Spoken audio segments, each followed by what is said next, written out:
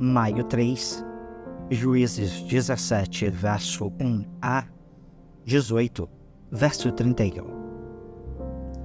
Havia um homem chamado Mica, que vivia na região montanhosa de Efraim. Certo dia, disse a sua mãe: eu ouvi amaldiçoar a pessoa que roubou suas 1.100 peças de prata. Na verdade, fui eu quem roubou essa prata. Ela está comigo. O Senhor o abençoe, meu filho, respondeu a mãe.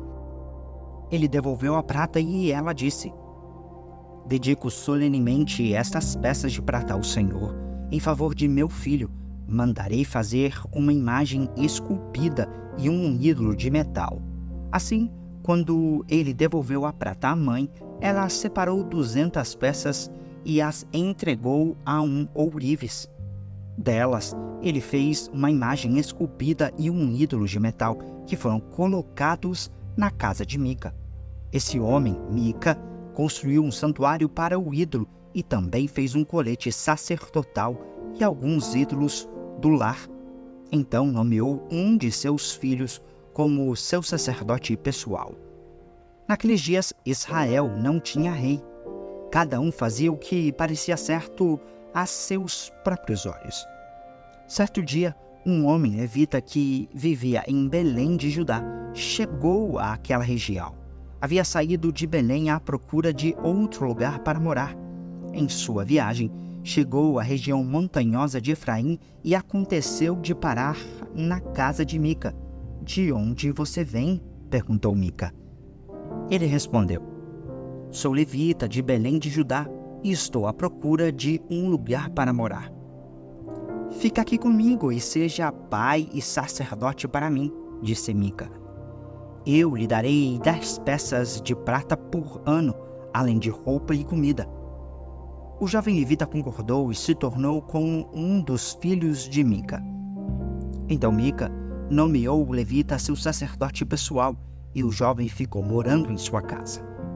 Mica disse: agora sei que o Senhor será bondoso comigo, pois tenho um levita como o meu sacerdote. Naqueles dias, Israel não tinha rei. A tribo de Dan procurava um lugar onde se estabelecer, pois ainda não tinha tomado posse do território que havia recebido como herança, quando a terra foi dividida entre as tribos de Israel.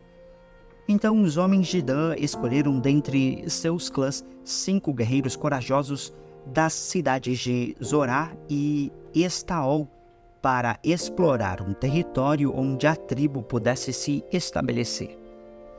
Quando esses guerreiros chegaram à região montanhosa de Efraim, pararam na casa de Mica e passaram a noite ali.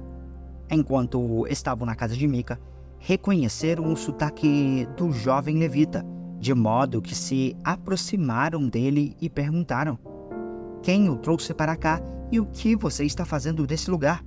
Por que está aqui?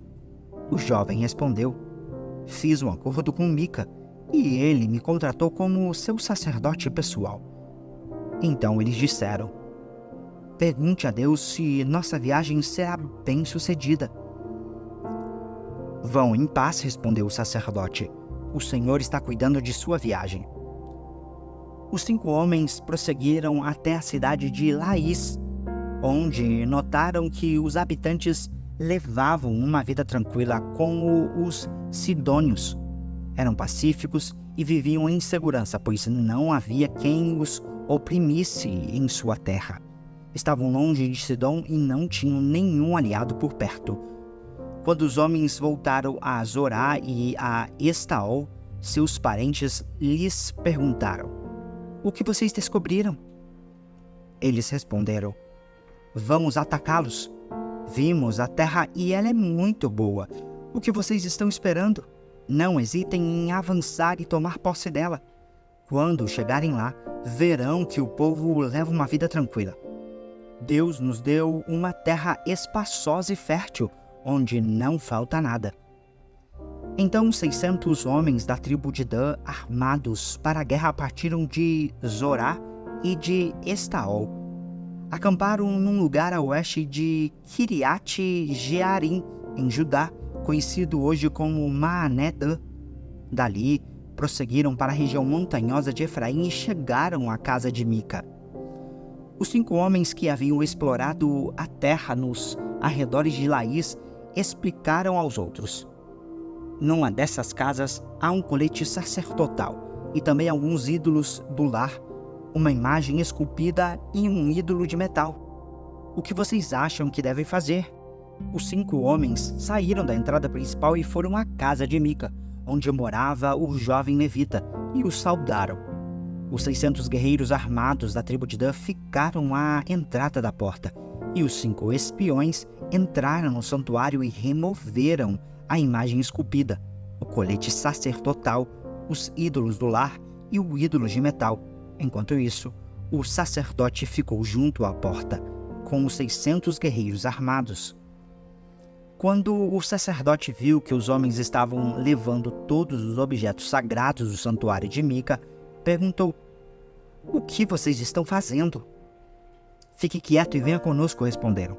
"Seja nosso pai e sacerdote. Não é melhor ser sacerdote de uma tribo inteira e de um clã de Israel do que na casa de um só homem?" O jovem sacerdote aceitou de bom grado acompanhá-los. Pegou o colete sacerdotal, os ídolos do lar e a imagem esculpida e se uniu a eles. Então deram a volta, colocaram as crianças, o gado e os bens na frente do grupo e partiram. Quando os membros da tribo de Dan estavam longe da casa de Mica, ele e seus vizinhos foram atrás deles. Gritavam para os homens de Dan, que se voltaram e disseram a Mica: "Qual é o problema? Por que você convocou esses homens para nos perseguir?" Mica respondeu: "Como é que vocês me perguntam qual é o problema? Tomaram todos os deuses que fiz e levaram meu sacerdote. Não me restou nada." Os homens de Dan disseram: "Cuidado com o que você diz. Temos em nosso meio alguns homens agressivos que poderiam ficar com raiva e matar você e sua família." Assim, os homens de Dan seguiram seu caminho. Quando Mica viu que eram numerosos demais para atacá-los, deu meia volta e foi para casa. Então os homens de Dan, levando os ídolos de Mica e seu sacerdote, chegaram à cidade de Laís, cujo povo era pacífico e vivia em segurança. Mataram à espada os habitantes e queimaram a cidade. Não havia ninguém que livrasse os habitantes da cidade, pois estavam longe de Sidom e não tinham nenhum aliado por perto. Isso aconteceu no vale de Bet-Reob. Então o povo da tribo de Dan reconstruiu a cidade e passou a habitar nela. Mudaram seu nome para Dan, em homenagem ao antepassado deles, o filho de Jacó. Antes disso, a cidade se chamava Laís. Levantaram ali a imagem esculpida e nomearam Jonatas, filho de Gerson, filho de Moisés, como seu sacerdote. Os descendentes de Jonatas serviram como sacerdotes da tribo de Dan até a época do exílio. Assim, a tribo de Dan adorou a imagem esculpida de Mica durante todo o tempo em que a casa de Deus permaneceu em Siló. João 3, versos 1 a 21. Havia um fariseu chamado Nicodemos, líder religioso entre os judeus. Certa noite veio falar com Jesus e disse: "Rabi, todos nós sabemos que Deus enviou o Senhor para nos ensinar. Seus sinais são prova de que Deus está com o Senhor." Jesus respondeu: "Eu lhe digo a verdade. Quem não nascer de novo não verá o reino de Deus." "Como pode um homem velho nascer de novo?" perguntou Nicodemos. "Acaso ele pode voltar ao ventre da mãe e nascer uma segunda vez?" Jesus respondeu: "Eu lhes digo a verdade. Ninguém pode entrar no reino de Deus sem nascer da água e do Espírito. Os seres humanos podem gerar apenas vida humana, mas o Espírito dá à luz vida espiritual. Portanto, não se surpreenda quando eu digo: é necessário nascer de novo. O vento sopra para onde quer, assim como você ouve o vento, mas não é capaz de dizer de onde ele vem, nem para onde vai. Também é incapaz de explicar como as pessoas nascem do Espírito." "Como pode ser isso?" perguntou Nicodemos. Jesus respondeu: Você é um mestre respeitado em Israel e não entende essas coisas? Eu lhe digo a verdade. Falamos daquilo que sabemos e vimos e, no entanto, vocês não creem em nosso testemunho. Se vocês não creem em mim quando falo de coisas terrenas, como crerão se eu falar de coisas celestiais? Ninguém jamais subiu ao céu, exceto aquele que de lá desceu, o Filho do Homem. E, como Moisés, no deserto, levantou a serpente de bronze numa estaca, também é necessário que o Filho do Homem seja levantado, para que todo o que nele crer tenha a vida eterna.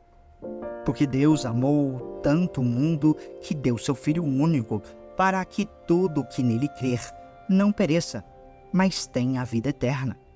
Deus enviou seu Filho ao mundo não para condenar o mundo, mas para salvá-lo por meio dele. Não há condenação alguma para quem crê nele, mas quem não crê nele já está condenado por não crer no Filho único de Deus. E a condenação se baseia nisso. A luz de Deus veio ao mundo, mas as pessoas amaram mais a escuridão que a luz, porque seus atos eram maus.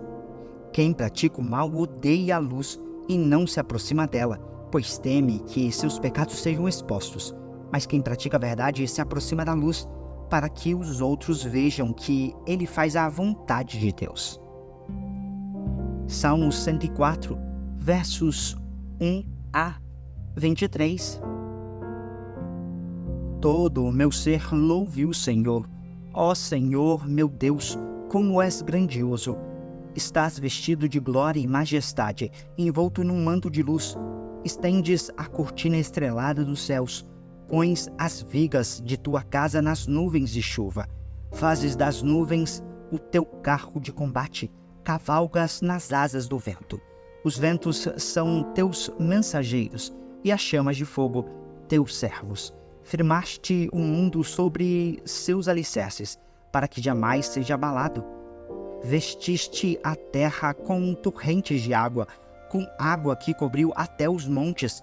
Por tua ordem, as águas fugiram. Ao som de teu trovão, saíram correndo. Montes se regarão e vales afundarão, ao nível que tu decretaste. Estabeleceste um limite para as águas, para que nunca mais cobrissem a terra. Fazes as fontes derramarem água nos vales, e os riachos correm entre os montes.